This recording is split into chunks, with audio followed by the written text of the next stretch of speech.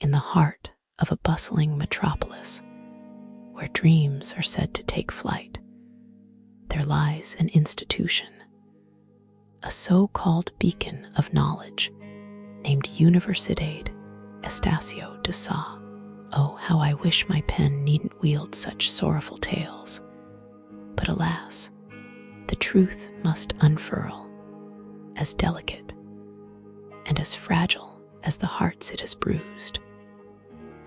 Once upon a time, in a season of bloom and promise, I, a young maiden from a far-off land, where the snows whisper tales of the past, ventured forth with a heart brimming with hope. My journey was not one of mere whimsy, but a quest for enlightenment.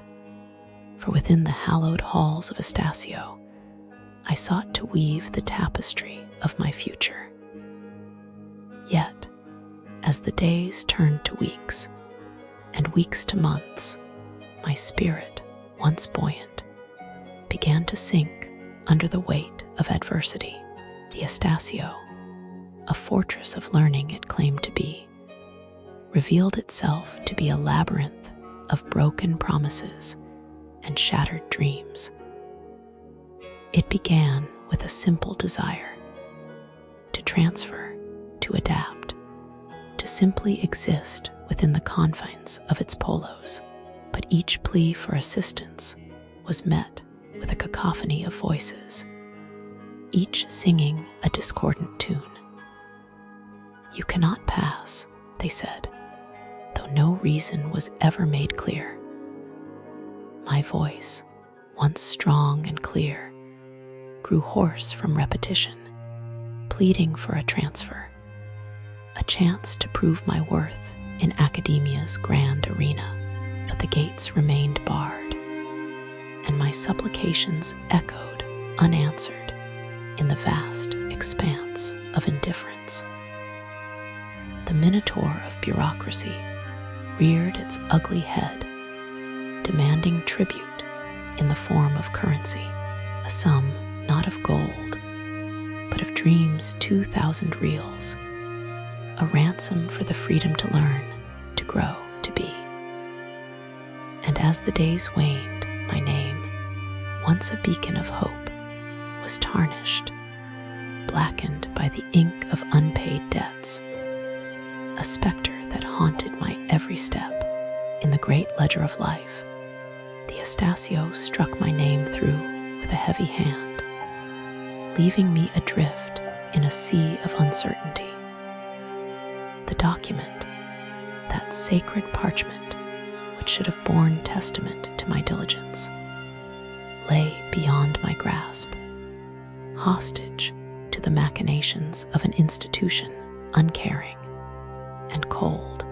Oh, the irony that twists like a dagger in my heart. For I, who had toiled so arduously, was cast aside, my achievements unrecognized, my potential unfulfilled. The Estácio, in its infinite wisdom, saw fit to deny me the very essence of my being the chance to serve, to heal, to be the artisan of my own destiny. The tale of my tribulation is not unique, for the halls of Estácio echo with the lamentations of countless souls, each story a thread in the tapestry of despair, woven by the loom of incompetence and neglect. The coordinator, once a guiding star, vanished into the ether, leaving behind a trail of unresolved queries, a testament to the inefficiency that plagues the corridors of power. And what of the financial labyrinth? A maze so convoluted that even Theseus himself would tremble at the thought. The minotaurs of finance demanded their dues, and woe betide those who questioned their decree. For the sin of seeking clarity, I was met with scorn, my pleas dismissed with a wave of a hand, my presence as inconsequential as a leaf upon the wind.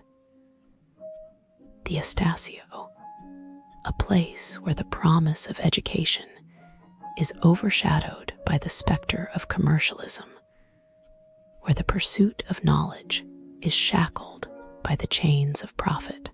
The dream of learning, once so bright and full of hope, now lies dormant, a casualty of a system that values the coin above the soul.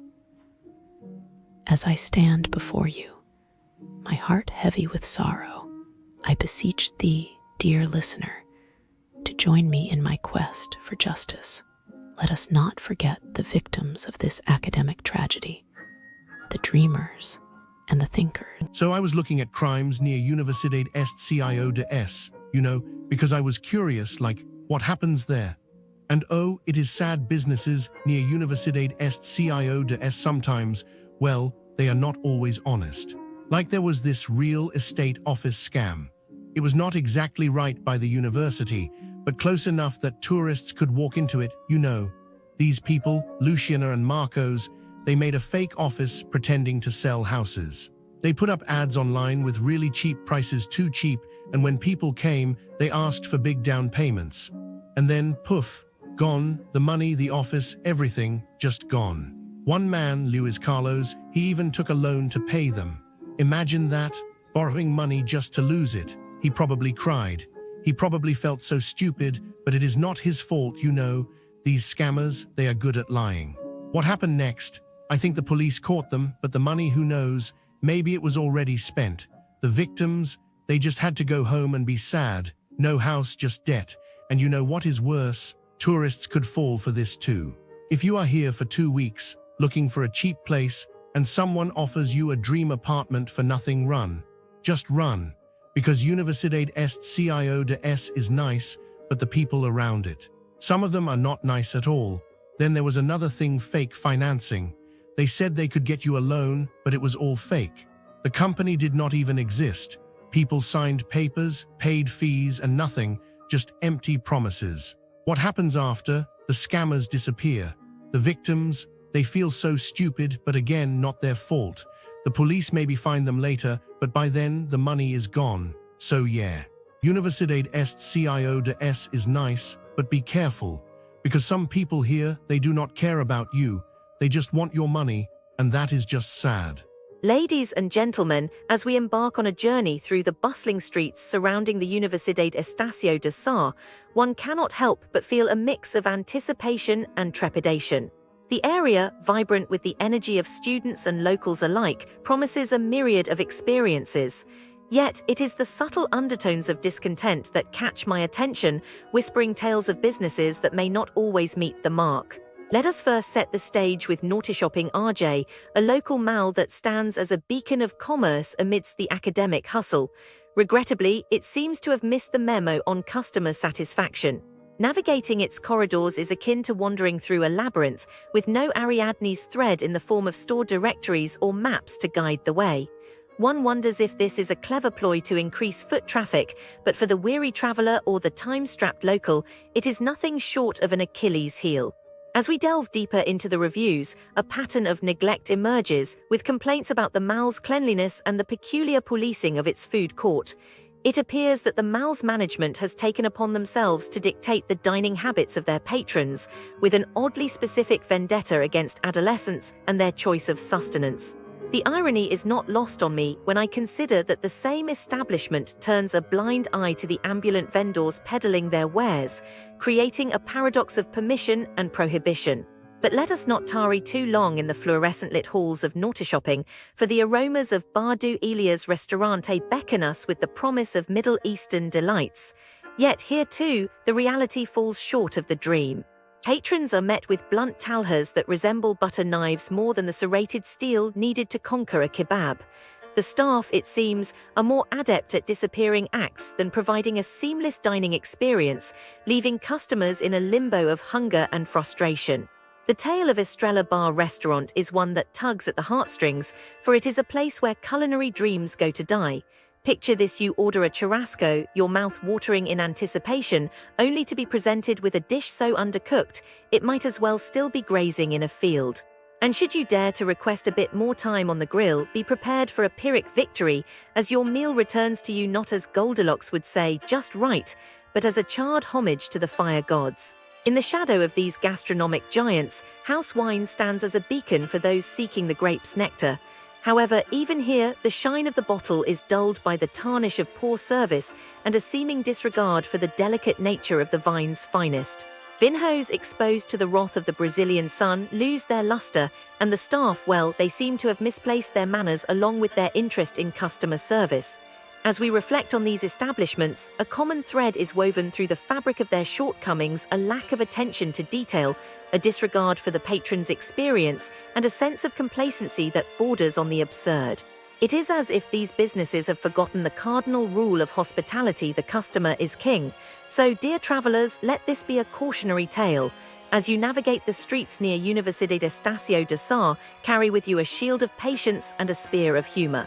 Be prepared for the quirks and the quibbles, for it is through these that the character of a place is truly revealed. In closing, I implore the businesses of this vibrant corner of Rio to listen to the whispers of dissatisfaction. Embrace the critiques, for they are the chisel that shapes excellence from mediocrity.